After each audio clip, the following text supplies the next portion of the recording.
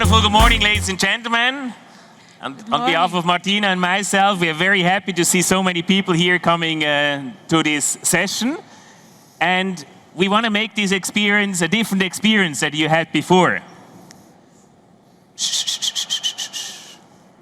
So many people who were sick to come. Exactly. So. It's difficult to manage a crowd like this. Sold out.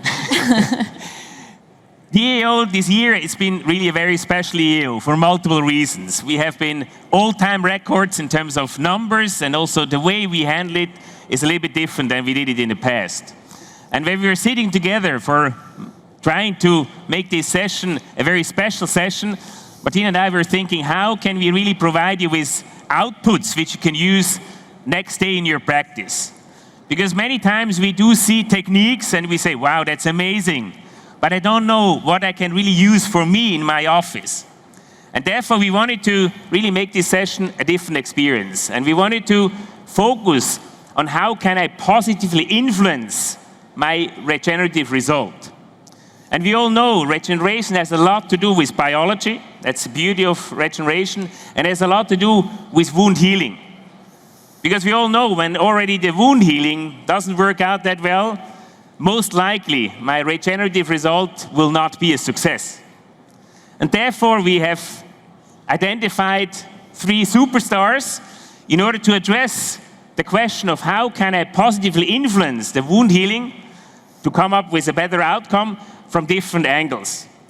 And you should leave this room today by having a much better understanding in how you can really apply these in your daily practice without just learning one single technique. It's about the approach and about how these stars are thinking to approach this case. And this is the overall aim. And I'm sure Martina and I are really very confident that you will leave this room today after 1 hour and 50 minutes with a much better understanding how I can really improve my clinic practice next Monday. And with that, I would like to hand over to my charming co-moderator, Martina. Thank you, Ronnie. Thank you for being here with us. And we have to start with the first legend that we decide to invite in order to discuss with that how to handle, from a surgical point of view, the soft tissue. And who can be better than Dr. Zuhr, that comes from Munich. He is a legend in the soft tissue management, and it will really provide us all the, not the technical, but the biological background for the best possible soft tissue healing to improve the final result for our patient. So please. A big applause for Otto. Come with us. There's no time to hug. There's always time to hug. There needs to be. The stage is yours.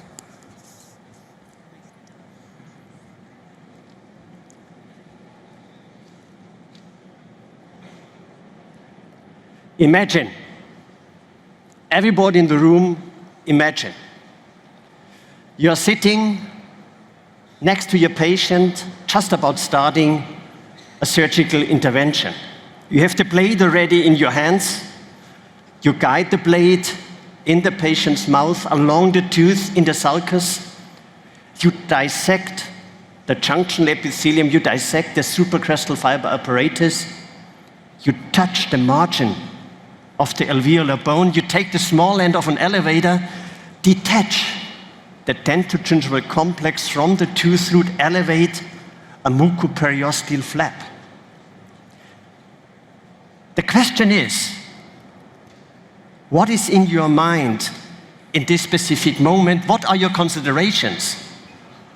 Why do you do what you do, the way you do it? One thing is for sure certain. Nothing happens by chance in this specific moment. Conscious or unconscious, you follow step by step a clear understanding that successful treatment outcomes in any type of surgical intervention is mainly related to a fast and uneventful early wound healing process. What does this mean? Well, it means that every wound healing process ends up with regeneration or repair. Whether it ends up with regeneration or repair depends on whether there is open healing, healing by secondary intention, or closed healing, like in this example, with healing by primary intention. Based on healing epidermal wounds, we can guess that the cause is set towards regeneration or repair something like 3 weeks post-operatively with the start of the restorative phase. If a wound is healing by secondary intention, the defect in between the wound margins is covered with repair tissue, with scar tissue. Whereas in situations with primary wound healing with attached wound margins, it's virtually impossible for bacteria to penetrate into deeper tissue layers, and the tissue is allowed to heal via regeneration under the tissue surface without any disturbances. In reconstructive periodontal and implant surgery, the achievement of healing by primary intention is utmost importance whenever we are using augmentation materials. We have to avoid at all costs that these materials are exposed to the oral cavity. And in addition, it becomes of utmost importance if we are working in areas of high aesthetic relevance, because in case we would fail in these areas to achieve healing by primary intention, scar tissue will cover the wound, and this can have very negative, aesthetically unpleasant outcomes. So already at that point, it's true. Rightly, the achievement of healing by primary intention is a decisive measure of success, and therefore, as clinicians, we would always attempt to create the best possible circumstances to achieve healing by primary intention, in particular, if the treatment goal is the reconstruction of defects and if the treatment goal is aesthetic improvement. Based on the example of gingival recessions, Cortellini and Piniprato have identified the following influencing factors in the literature. Some of them with a stronger, some of them with a weaker scientific documentation. If you look at them, you can see that whereas the patient and the defect-related risk factors can only indirectly influence the wound healing outcome by proper patient selection, by proper defect selection, it's at the end only the technique-related factors that gives us as clinicians the possibility to have a direct impact on the early wound healing outcomes, mainly related to preserving the best possible blood supply in the wound, mainly related to achieving the best possible stability of the wound at the end of our interventions. What makes it sometimes difficult is the understanding, which you can just be illustrated with these red arrows, that the single influencing factors most of the times do not stand alone, the understanding that they do interact. What do I mean? What does this mean? Well, if for this moment we just take the influencing factor flap thickness, okay, and its impact on blood supply, it's quite reasonable from a principal point of view. We can say the thicker the flap, the bigger the arterial cross-section, the better blood perfusion. The better the blood perfusion, the higher the chance for the surgical pedicle flap to survive.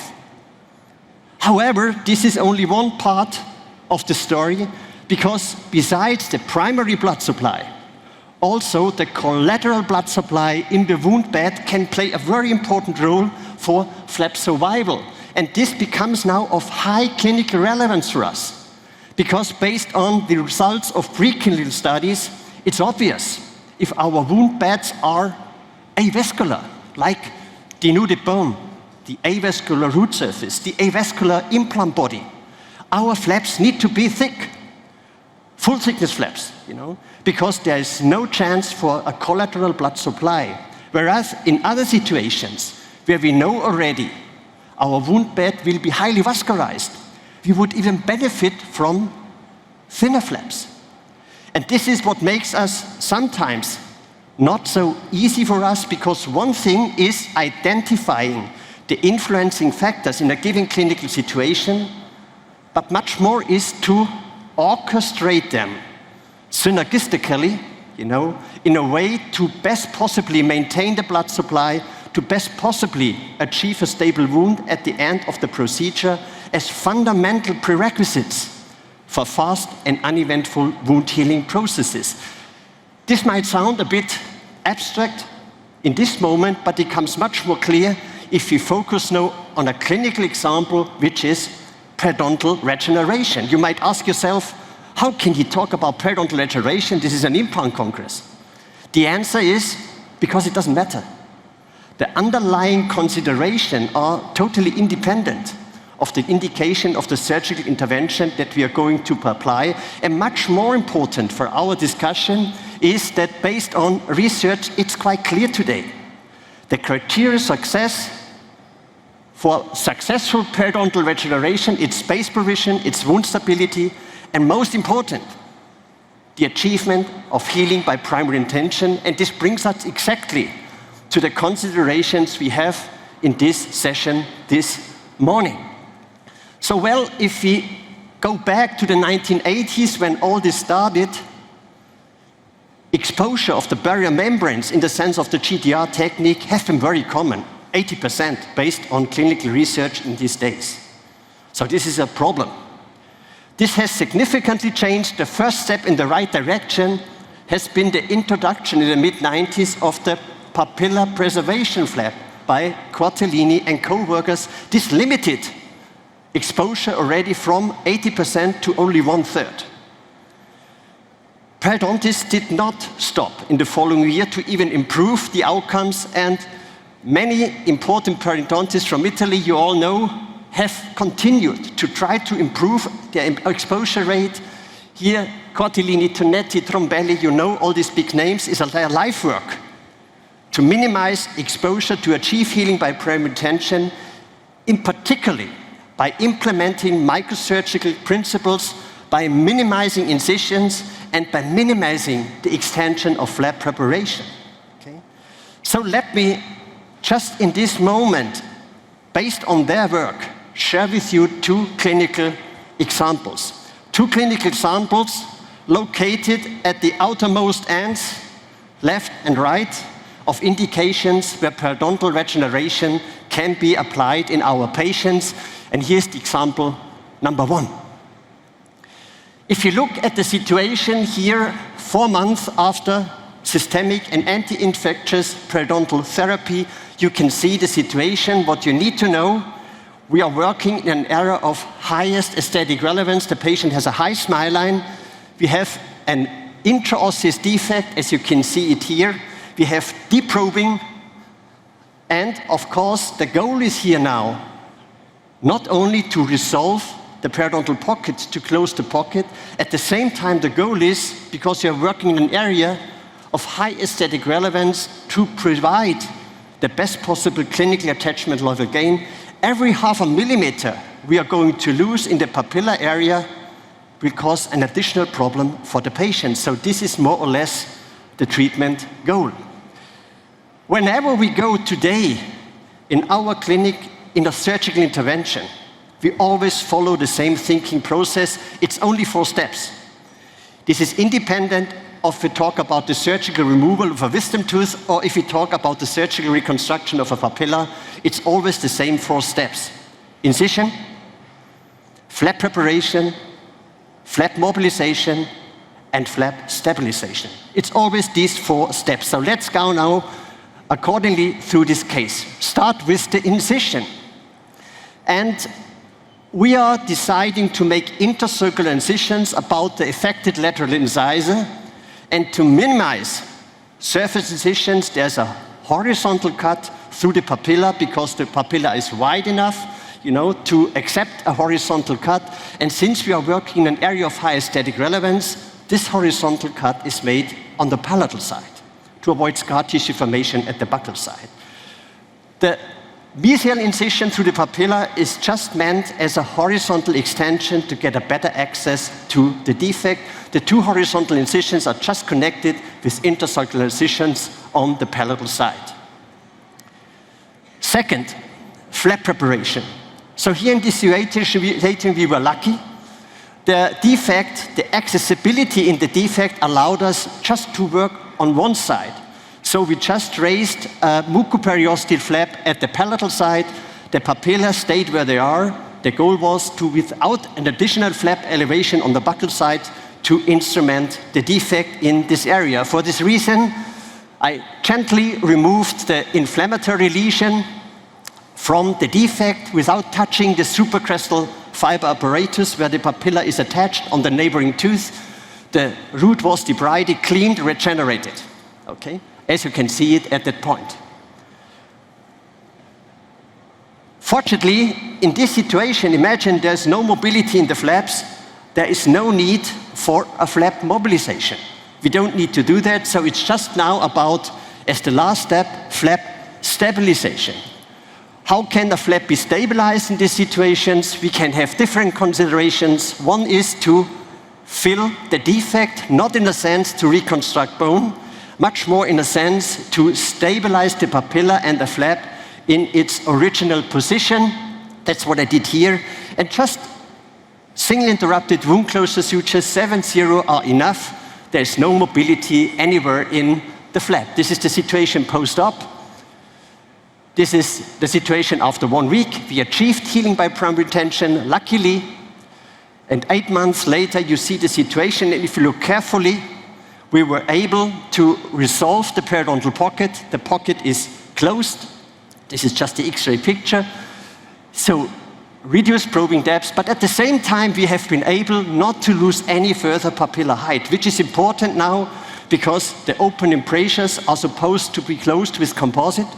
And if we lose papilla height, the more we lose, the more we end up with an unnatural tooth shape at this portion. So if you look at her at that point, we maintained the papilla level, but finally we're able to close these open embrasures with composite, still ending up with a good aesthetic outcome here for her, a healthy situation at that point. So we could achieve the goal to close the pocket without any further loss of papillary height.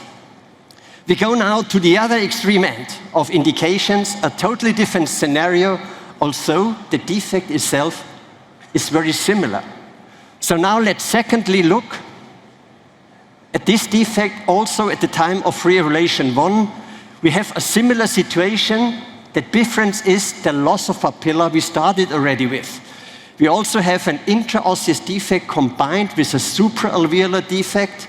We have deprobing on the tooth, but now it's not enough. If you look at the situation, area of high aesthetic relevance in this situation, it's not enough to maintain the papilla level. To end up maybe with composite closure, we need additional soft tissue reconstruction, and this tells a totally different story in the surgical proceeding in this patient. So one more time, incision design now in a very different approach because we need to mobilize the flap, otherwise we cannot augment. So this means that we start with an intercircular incision at the buccal side. We prepare ourselves through the interdental space to the palatal side, but at the lateral aspects, because we want to mobilize the flap, the papillae are cut in the base to allow coronal advancement of the flap. And in addition, the goal is to mobilize the flap from the palatal side. So carefully, a palatal peninsular flap is prepared, which will be fully detached and brought over to the buccal side. Not to forget, this flap cannot survive with a primary blood supply. It can exclusively survive due to plasmatic circulation, and this has many, many consequences, as we'll see in a second. Flap preparation, of course, this is now not enough to just elevate a microsurgical access flap here at the buccal side. We need to mobilize the flap immensely to augment in a coronal direction. So for this reason, there is the palatal peninsular flap detached on the buccal side, and on the buccal side, according to the principles of the modified coronal advanced flap as described by Zucchelli and De Sanctis, the lateral aspects are mobilized, split, full, split, as you all do know. Look at the dimension of the pediculated flap here at that point. This is important knowledge we gained from free gingival grafts in 20 years ago. Again, we have now access to the defect. We can regenerate the defect. And now it comes to flap stabilization, which is a totally different story compared to the situation before. So we can start and close and fill the defect for the same reasons I explained to you before, to stabilize the soft tissues above the defect. So we fill the defect. But now we also use a connective tissue graft shaped to the missing papilla, brought in position, and now we have meticulously stabilized the flap in its wound bed on the palatal side, intimate contact, big wound bed, short distances for plasmatic circulation, all this matters at that point. And of course, in particular on the buccal side where we have the coronally advanced flap, we have now to stabilize the wound. Looking for anchors to stabilize the wound technique, that's the flaps with the suturing technique we are going to apply, becomes key.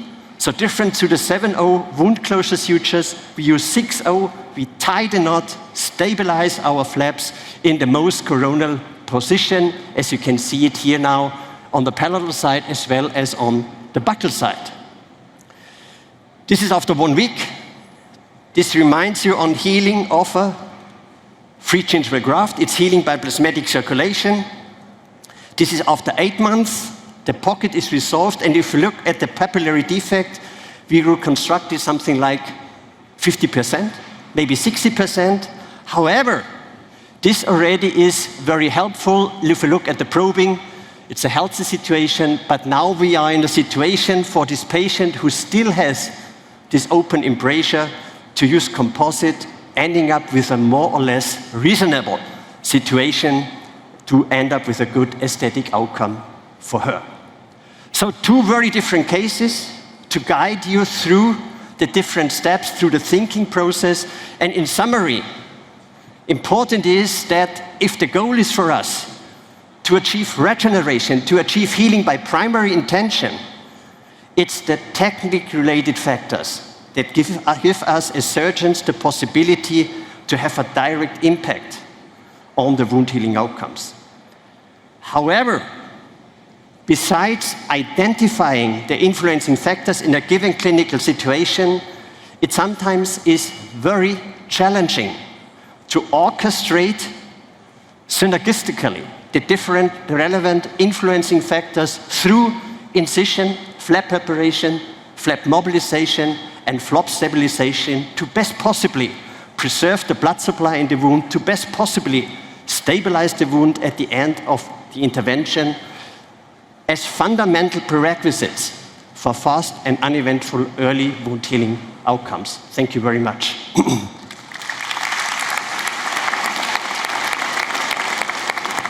Thank you so much, Otto, for this very honest presentation. And I think you gave us a lot of information on these 4 aspects which we need to look at.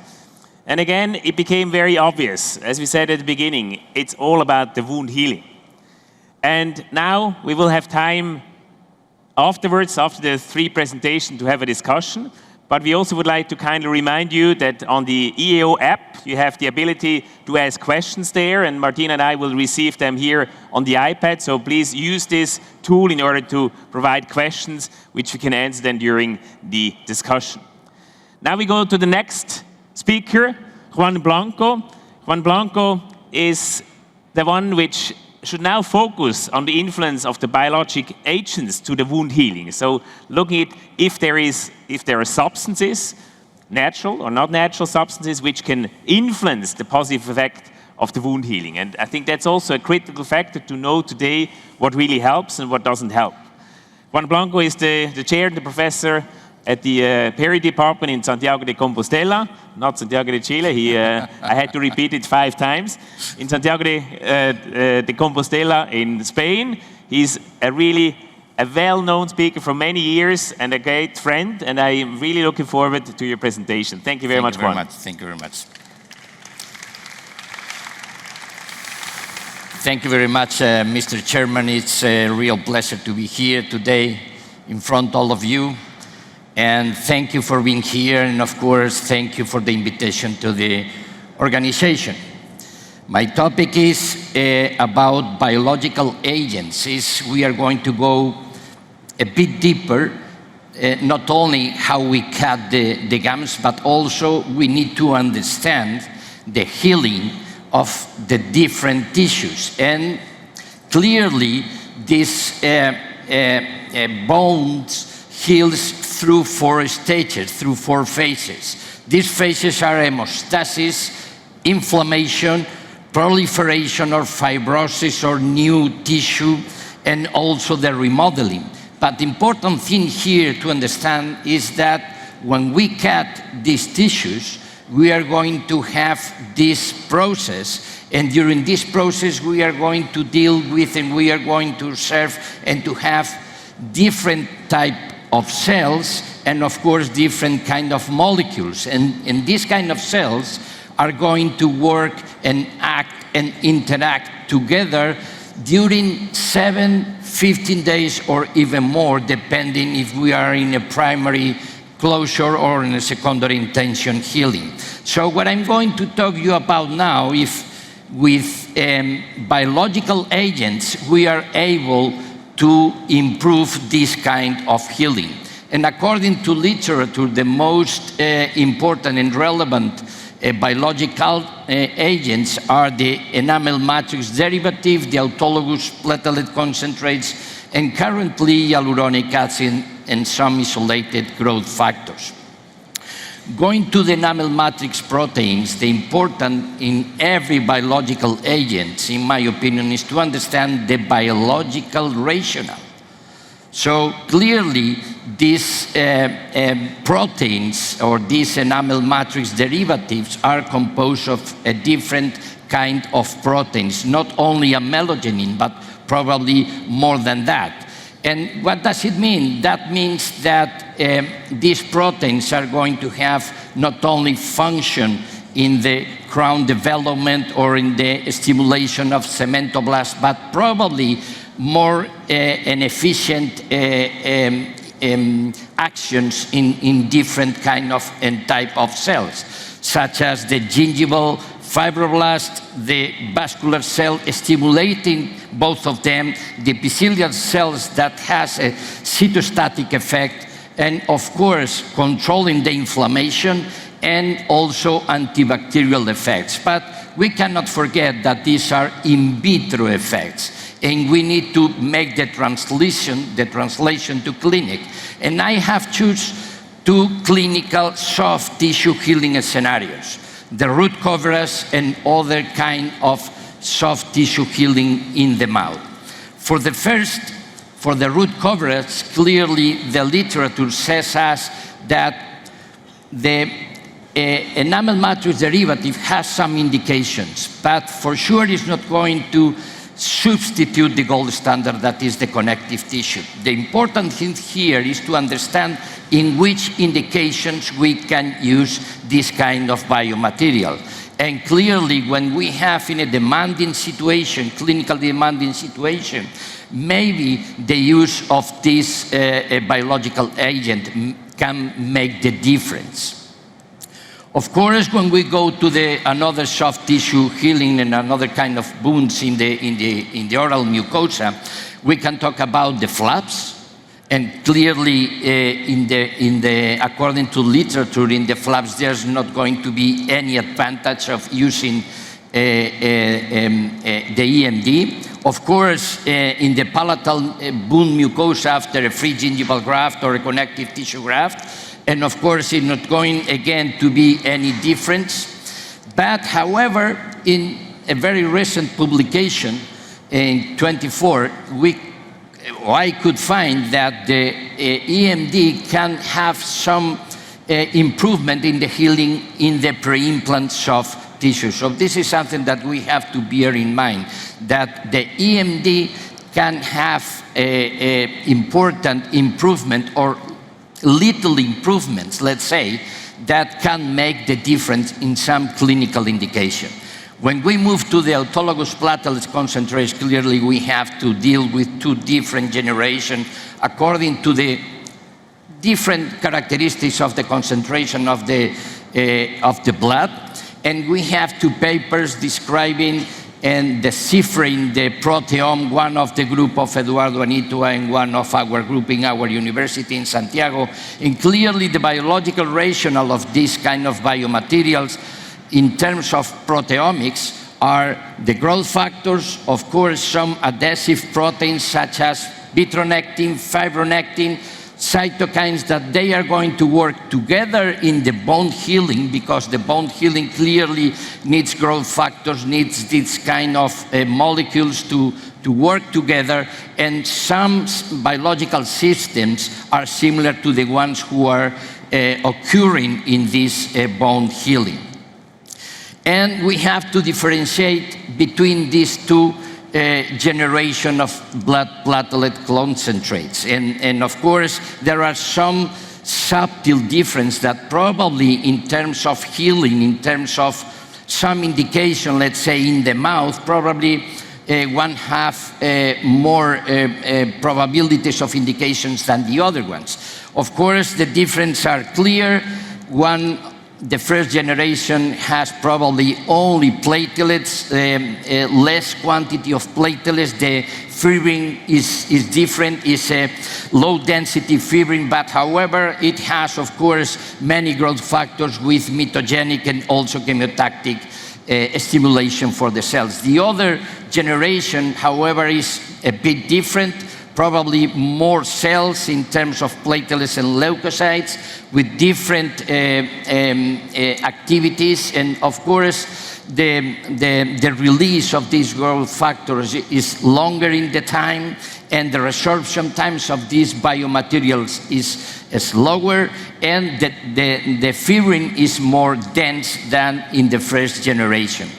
And when we go and we translate all this biological information to the clinic, again, with the PRF, that is the most documented autologous platelet concentrate from a clinical point of view in the mouth, clearly the clinical recommendation of the American Academy of Periodontology is in favor, but again, there is no possibility to substitute this connective tissue graft by the PRF membrane. However, as you can see, there are some benefits of these biomaterials that can make the difference in some situations.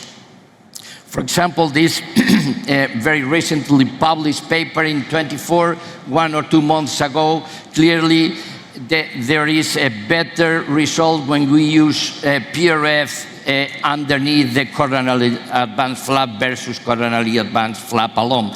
But the important thing is that this flap needs to have keratinized tissue with. And of course, another indication, such as probably the EMD, is to be used to increase or to look for a better healing and to look for a better result that probably make the difference when we use plus connective tissue, or maybe plus a collagen matrix or a dermal matrix, such as, again, the paper by the group of Anton Scullion, this systematic review meta-analysis, that they found some differences in a better way when we use connective tissue plus PRF membranes. And when we go to another bone healing in another bones in the mouth, for example, again, for the palatal donor areas, comparing different wound healing agents, the ALPRF was the most effective agent in comparison with the other ones. When we go for the when we are dealing with bone augmentation and we need to mobilize the flaps, and this flap probably needs clearly the blood, need the blood circulation. In this paper, we can see that the conclusions are when in the cases when we use on top of the bone augmentation material below or beneath the flaps, the healing is going to be better. Clearly, there are less exposures in the test side than in the control side, where you can see there are almost 30% of exposures. And again, in the environment of the peri-implants of tissue where we can obtain a better healing, not only in thickness, but also in width, according to this randomized clinical trial. And last but not least, the hyaluronic acid is something that is probably more recently used in the clinical setting. So this is a glycosaminoglycan and belongs to the matrix of the connective tissue and has his own characteristics in terms of cell stimulation, cell proliferation, and cell differentiation, and of course also to improve vasculogenesis or angiogenesis, and also a bacteriostatic effect when we go in vitro. But again, we have to go to the clinical setting, and clearly here the literature says us that is not going to be a good biomaterial to be used when we compare in root coverage calf versus calf plus hyaluronic acid. Or when we go to this bone healing in the palatal side, when we obtain a graft, probably there is not much difference. However, when we use it with a cyanoacrylate, probably the hyaluronic acid is going to make a subtle difference. And also, when we use it in different gingival incisions, gingival flap, there is not going to be, again, any difference. So, considering all this information that we have in literature, the take-home message that I would like to show you is that clearly in vitro, we have many, many data. And data that is in favor of every biological agent that we are going to use. But we have to move to the clinical setting. In the clinical setting, considering the two options, let's say the root coverage, probably in very demanding clinical situation, we can have a help of these biological agents, let's say principally the PRF, and of course in the other clinical situations such as the palatal bone healing after gingival graft, and also to improve the healing when we mobilize the flaps to obtain a better primary closure, of course, a better primary intention healing.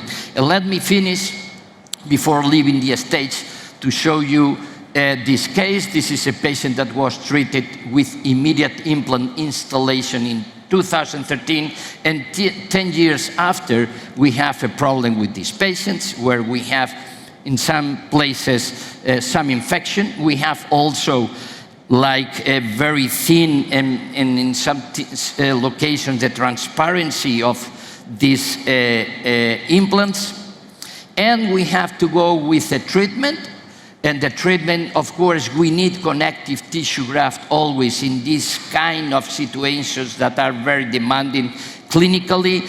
And on top of those localized placement of this connective tissue graft, we can put on top a dermal matrix, a cellular dermal matrix, and on top, to improve the healing, the ALPRF membranes. After the sutures, as you can see here in the picture, this is 3 months afterwards, and this is 1 year afterwards, and this is 2 years afterwards. So clearly we can maybe not going to do, and this kind of biological agent is not going to be the panacea for treating all the cases.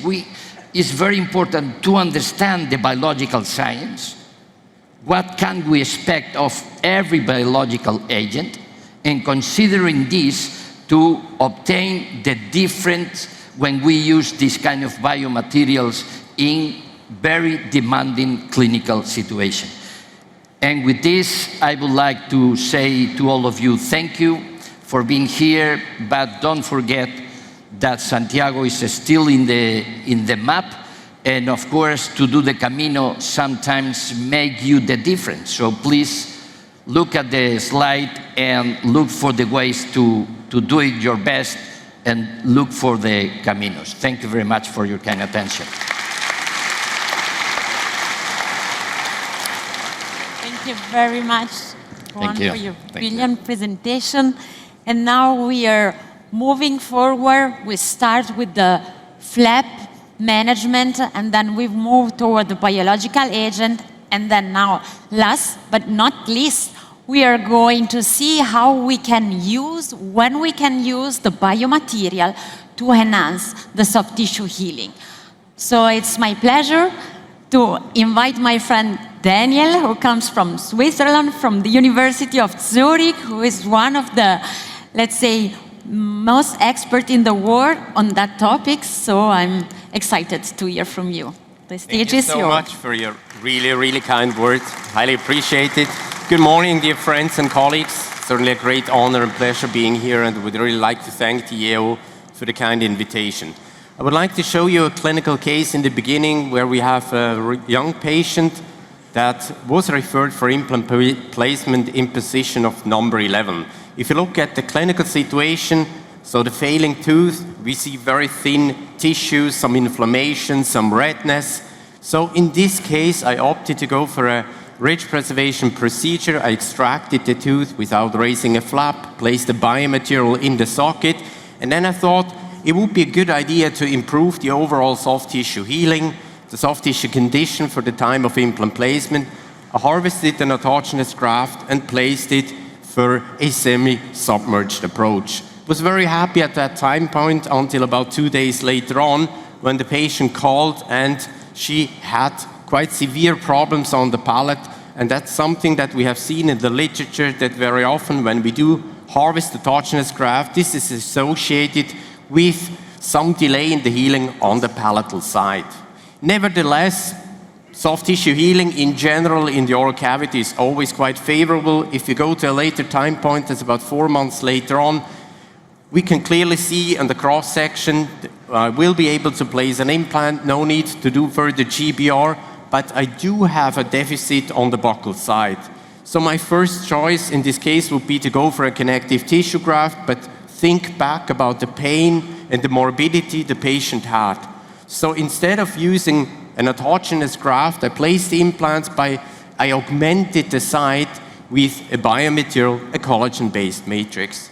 So following primary wound closure, a submerged healing approach, abutment connection was performed, inserted provisional shaped emergence profile, and then we look at the final situation once the final crown is inserted.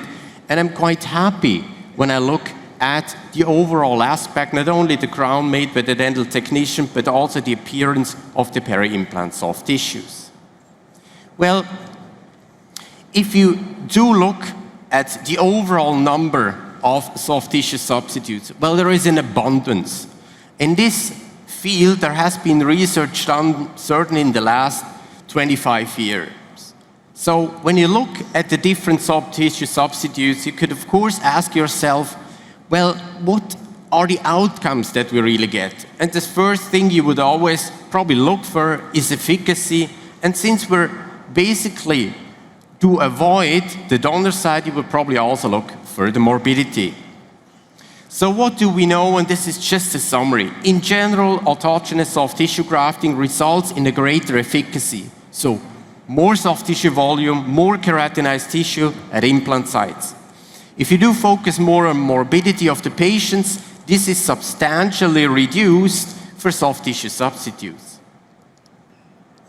And based on these reviews, there is a consensus conference from 2019 by the EFP, and recommendations were made that we should always be aware of the different physicochemical properties of the substitutes. And they were recommended only in very specific clinical situations. So let's move on and let's look at two different indications. They were basically already introduced by Otto in his first lecture. Option one is we're going to have a submerged healing with complete wound closure. And we're going to look at some other outcomes, not efficacy. Well, one option could be that we look at maybe aesthetics. In a submerged healing approach around an implant, maybe there could be an improvement of using a biomaterial instead of connective tissue grafts. I want to base the outcomes on 2 multi-center studies and 1 single-center studies, RCTs comparing autogenous soft tissue grafting versus soft tissue substitutes. They all had more or less the same treatment approach. They used a soft tissue substitute or a connective tissue graft, used it around implants. At some time points, final crowns were inserted, and patients were followed up for a certain time, between 1 year, 3 years, and up to 5 years. So what are the outcomes in terms of aesthetics? Well, the most frequently used index is the so-called pink aesthetic score. If you look at 5-year outcomes comparing these 2 materials, the outcomes are going to be the same. So the PES score is 11 at 5 years in both groups. If you look at 1 and 3-year outcomes from 2 different studies, again, the outcomes are very, very similar. So from an aesthetic point of view, there is no disadvantage, but there is also no benefit of using a biomaterial instead of using autogenous soft tissue grafts. And this is also being shown by the mucosal scarring index, which doesn't really show a benefit of using biomaterials. We have already heard that the most critical time point whenever we do regenerative procedures is probably when we see our patient the first time after surgery for suture removal. So you could ask yourself, can I improve my healing by using a biomaterial instead of using autogenous grafts? If you look at outcomes, and that's at the day of suture removal, and we look at the incidence of incomplete wound closure, you can see a bit of range between collagen-based matrices and connective tissue grafts between 20 and up to 37% versus 10 to 23%. So there is a slight advantage of using a autogenous graft. If you look at another study with a very similar setup, well, overall, obviously, they're much better surgeons because you can see the rate of wound dehiscences is very, very low, and obviously, there's no difference between the 2 treatments. And then maybe the last aspect. We're not only looking at aesthetics or short-term outcomes, we also want to look at the longer-term outcomes. So how about the maintenance of peri-implant health? Could there be a difference when we use different materials for grafting? I want to give you a clinical example with a patient that received an implant about 3 years earlier in the position of tooth number 11, and when I saw him the first time, he did have a lot of problems. So we see an increased probing depth, pus coming out, we look at the cone beam CT, we see a missing buccal bone, and we even have an increased margin bone loss. So question is how to treat this patient. Obviously, there's a non-surgical peri-implantitis therapy, but this was then added with the idea to increase the mucosal thickness around the implant to better maintain the health around this implant. So we look at the post-surgical side, and we also look at the final outcome. Apart from having reduced the probing depth, there are also a huge difference in terms of the color of the peri-implant tissues. So what do we know about it? Can biomaterials maintain peri-implant health maybe at a higher rate?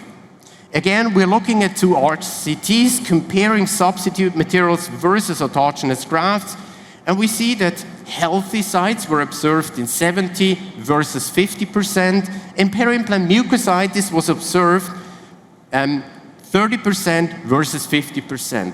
So if you do look at these 2 studies, there appears to be maybe a slight advantage of using biomaterials. This is unfortunately to some extent the opposite what another study found, a multi-center study at 3 years, where they would see significantly increased probing depth values and even more marginal bone loss when they compared autogenous soft tissue grafting versus the use of a biomaterial. So it's basically the opposite. Now, if I do summarize from an aesthetic point of view, there's more or less no difference. An enhancement of the healing depends a bit on the study you're looking at. It's kind of inconclusive. And maybe there is a weak evidence, and certainly we do need more studies that on the long term, actually we can see improved peri-implant health. Let's go to scenario 2. We're looking at an open healing approach. And again, I would like to show you a case, a patient with 2 missing centrals. There was no bone at all because she lost the 2 centrals very early at her age. Huge primary bone augmentation, longer healing period, placement of implants, and we realized that when we end up after a certain healing period with a situation that is not really favorable to continue with the treatment. So there's a lack of keratinized tissue around the implants that are already placed, complete loss of the vestibular height. Typical procedure, apically positioned flap, and I made a decision because it's such a large area to be covered to use a collagen-based matrix. If you look at the healing 6 weeks later on and you do a comparison before and after, you can really see there is a benefit, way more keratinized tissue, and also the vestibulum had come back. So let's look at some studies. Again, when you think about and compare autogenous grafts versus biomaterials, well, like free gingival graft, they're really known to have a much worse color and texture match compared to the surrounding tissues. So how about the data on this? If we're looking at different substitute materials, and they are done in different studies, it has been reported that there is a superior color and texture match of soft tissue substitutes, always when compared to the use of autogenous materials. But again, like what we had seen before, it's a bit in contrast when you focus here specifically now on collagen-based matrices. Compared to autogenous grafts, the outcomes are exactly the same. So no advantage. So how about the healing? Well, when you look at open healing, you can actually look at it from a clinical point of view or more at the histologic aspect. And I would like to summarize it based on some experimental clinical studies and also an additional preclinical study. So this is an experimental setup that we created where we have experimentally created defects on the palatal side, and we apply different biomaterials. We'll then look at the healing. Here we can see the clinical healing, and we will measure how much of the defect is left after certain time. That's the most recent one, published by Stefan Biens, my friend, in the last year. Here you basically see the extent of the wound. So in the beginning, of course, the wound is very large, and when you look at the different groups, you may see differences. But when do you see them? Well, frankly speaking, you see differences between groups at a very, very early time point, 4 and 5 days. If you're going to wait a little bit longer, 16 days, no difference at all. Well, that's clinical outcomes. So how about harvesting a biopsy and then really do some histologic analysis? If you look at the palate, and that's a biopsy from a human, from the palate, that's how it should look like. That's a healed site. If you do a comparison, and now we focus on a very early time point, you will clearly see a difference between a control group and the use of a matrix. And clearly you can see that in the matrix group, you already have an epithelium, whereas there's no epithelium at an early time point. If you do look, however, at 16 days or even 32 days in this experimental setup, I'm pretty sure, and you can do all the measurements, there's not going to be any difference between the different treatment modalities. So it's a matter of time. So in conclusion, if you look at the healing, can it be improved? Well, specifically for collagen matrices, there is an accelerated early healing, which is more favorable, day 4. If you wait 2 weeks, 3 weeks, or 4 weeks, there's not going to be any difference that you can measure. And if you even look at the healing period of maybe 2 months and compare it to a free gingival graft, histologically, you can't tell the difference. So no advantages. So if I had to summarize for an open healing, aesthetics, data, again, they're kind of inconclusive. If you look at an improvement of the healing, yes, there is an improvement. And if it's important for you to have an improved healing at day 4, yes, that might be beneficial to use a biomaterial. If you look at a longer healing period, and that already starts depending on the size of the defect, maybe at 2 weeks, there is no benefit in it. Let me do some overall conclusions. We look at the efficacy of soft tissue substitutes. That's clearly inferior for biomaterials compared to autogenous grafts, whereas we do see benefits in terms of morbidity. If you look at all the different other outcome measures that I try to illustrate, like aesthetics, wound healing, from a clinical point of view, there's not really an advantage. Maybe, certainly we do need some more studies, maybe we can see an improvement in terms of peri-implant health. So how do I decide in the clinic? Well, the decision, and that goes back to the recommendations that are being made, we need to ask ourselves, how much efficacy are we willing to give up to reduce the patient's morbidity? And maybe, and very often we're actually not allowed to say that, it's probably also our own clinical experience. And with that, I'd really like to thank you for your kind attention.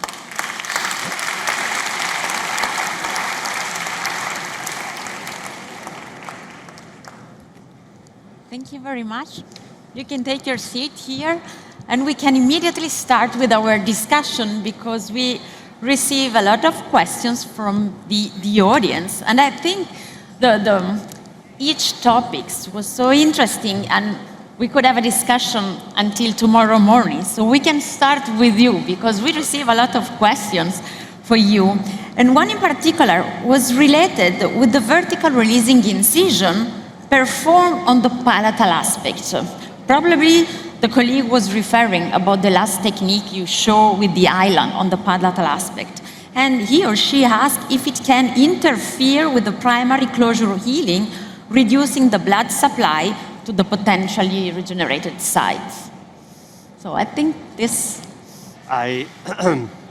First of all, as I hope I could deliver the message that we've been working on the 2 extreme ends of where periodontal regeneration is indicated, you don't start with the right side. This is the first thing because I perceive it very technique sensitive. From a principal point of view, I do not think that you are going to compromise the blood supply in the area that you want to regenerate if you think about the anatomical situation, about the sources for vascularization in this specific area. Much more critical is the fact that there will be later on, during the early wound healing response, no primary blood supply for your flap. So this part of the flap on the palatal side can exclusively survive due to plasmatic circulation. So for these reasons, and this is now just based on clinical experience, this is no research on that, but I'm doing this since ever, so I have quite some experience on that you can just take home. All the requirements for free gingival graft survival play a very important role. So, the flap should not be too thick. The flap should not be too thin. So 1.5 millimeter, like for free gingival graft, is a good idea. Make sure that the wound bed is big as possible to get it to the buccal side in between the teeth. Immobilization of the flap, intimate contact between flap and wound bed to make the distances for plasmatic circulation as short as possible. Besides, of course, the best blood supply in the wound bed is crucial. But if you have these influencing factors under control, you will be very successful with that. I have not seen, things can always go wrong, but if I can control the situation, I have not seen problems on that. Thank you. You know, I'm not afraid from vertical releasing incision, yes, even on the buccal aspect. So yeah. I have another question from the audience, from you, that is related to the second case, the case in which you ended up with the resin restoration to improve the final aesthetic result. And someone is asking if you can improve the volume of the papilla with a second surgical step instead of correcting with the composite restoration or the resin restoration. If you go in this indication, let's say you reconstruct the papilla, I would never ever recommend you to do that if you can make things worse. You can always try to reconstruct soft tissue in between teeth or around implants, in between implant and tooth. If the papilla is already gone, you can only win.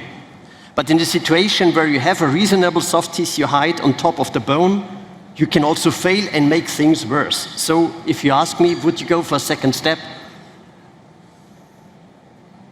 The biggest problem is always if I wanted too much in the past, and I was already very happy to have a 50–60% reconstruction. I would not recommend the patient to do it one more time. I might end up with a better reconstruction, but if something goes wrong, you start from the scratch. And this is something, the balance you have to find in your decision-making process. Thank you. Thank you, Otto. We would have a lot of other questions, but we move on now to Juan. Most important question. Your daughter is losing a tooth. You're going to do an implant surgery. You need to reconstruct the missing bone. She's 25 years old. What kind of biologic factors, biologic agents would you use in a healthy adult patient in conjunction with an implant treatment and a missing bone part? Well, clearly, and according to the literature, to improve the bone augmentation, probably growth factors is the most important thing, biologically thinking. So growth factors, let's say BMPs, you have them in the autologous bone. But also, you have them in platelets. So probably, if we use the ALPRF membranes, cut it in small pieces and mix with a biomaterial, let's say the sticky bone or the ALPRF bone block, according to literature, this can implement some beneficial in terms of bone augmentation. And what is more important, I think, is the maturation of the graft probably is going to be faster. This, in my opinion, is what we should do today in terms of bone augmentation. So you would use, what Yes. kind of technique would you would use a platelet derivative material in order to improve the maturation of the bone Yes, and potential soft tissue healing? yes. Otto, what do you think about that? We don't do that normally. So I can fully understand the biological rationale. I can also understand the, let's say, information in the literature that might move you go in this direction. Maybe we're going to do this in the future, but status of today, we are relying in these typical situations, young patient, horizontal defect, on bone substitute materials alone. For me, I was asking specifically now, a young adult. And the question is really, and that goes now to Daniel, I think it's very important. Daniel brought another dynamic into the topic. Because in modern dentistry, we do not just talk about what gives me better and larger results. What also fits to the situation, putting the patient into the center, and also talking about mobility. I think Daniel addressed very nicely, what additional benefit do I have through a more invasive technique to the reduced invasiveness through a less invasive technique, providing more patient comfort.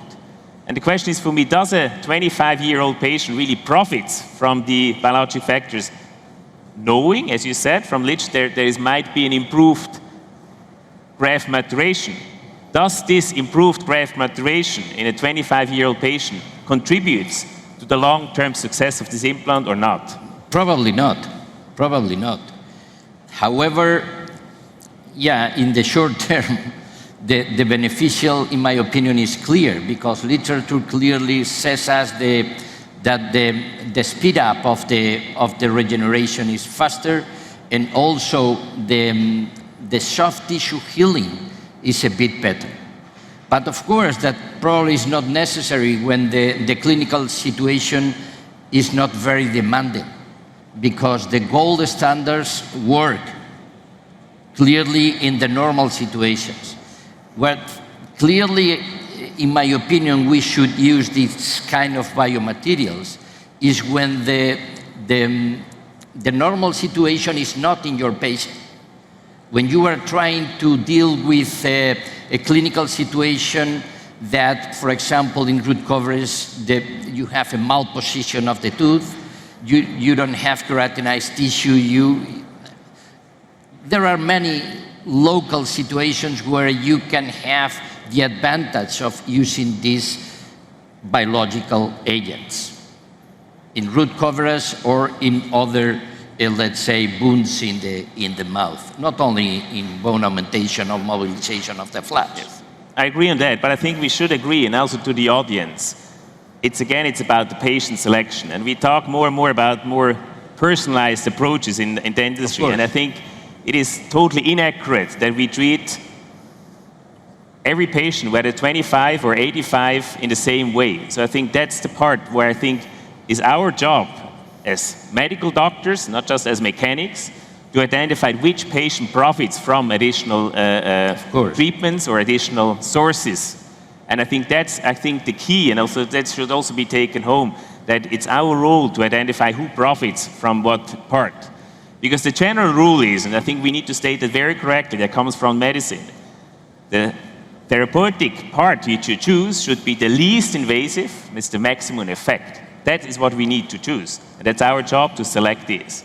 And with that, I would like to hand over to Daniel, and still want to know, you've shown us in open and in closed situation the influence of autogenous or biomaterials. But I still want to understand, when is now a patient selection there where you say, no, here I have good reasons to go for a more invasive approach, harvesting an autogenous graft, to compensate the situation. I want to understand in which clinical situation you do clearly see a benefit going for a more invasive approach, getting an autogenous material. I think it's a very valuable question, and I think the times have changed, at least what I do in daily practice, that I try to have, the more simple cases, straightforward cases, more going into a direction of using biomaterials, and the ones that maybe also Juan addressed, where it's really going to be very challenging, maybe no keratinized tissue, maybe disaster cases, periimplantitis, whatever, are more going into a direction of the traditional approach of having a graft, an autogenous graft with some genetic information. But I think I would like to add up something on this. I think when you look at the studies on biomaterials, they have always been designed to look at maybe efficacy, maybe patient morbidity. But it's actually a very interesting setup, and I realized that during these lectures. The question here was, well, do I have other benefits? But we need to understand that very rarely studies have been performed employing biomaterials to maybe look at soft tissue healing. And I think you showed a nice example with PRGF, I think, or where they looked at more extreme situation with vertical bone augmentation, look at the wound dehiscences. I think this would be an ideal scenario to look at. Would also help us to make a decision, when is it advisable to maybe use other materials? Yes. Yes, sorry. So basically, some from the audience ask if you can definitely say that in a patient with a high aesthetic request, high aesthetic demand, you would go for a soft tissue substitute. That's a good question, and I think I was talking before about the standard case, and the standard cases also mean maybe the aesthetic zone, critical patient, and then of course it comes back to a certain treatment approach. if you're going to choose, let's say, an immediate implant, then I don't think it's a good choice to have a biomaterial, because at least based on the data that we have, the outcome is not as good as with an autogenous graft. But I think what I showed in the beginning is a case where I transformed a case of in the aesthetic zone within tissues into a situation where we have a healed soft tissue. Of course, with the help of autogenous graft, it makes an easy case to use a biomaterial maybe at the day of implant placement. So it's a matter of approach. I think the more we combine at the day of surgery, the more probably goes into the direction of using autogenous grafts. Thank you. I think it's time to summarize, because we have a lot of take-home message to give to the audience.